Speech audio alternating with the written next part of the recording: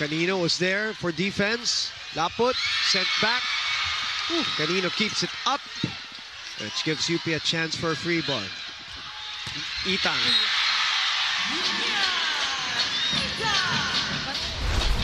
For that running, I think that's her first running attack in this game.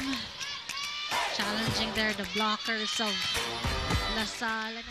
Kasi ako na naman, di ko challenge si Laput. They go to Olango as the target. Itang! Dug! But De Leon unable to keep it in play. UP?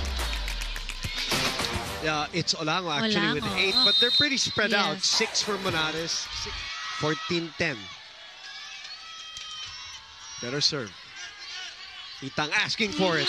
You know, Itang, the one thing also that she has improved, alam mo na yung atake niya. Yes. Ngayon kasi, May mga pa right, left, right. Yes, tsaka kung may fake.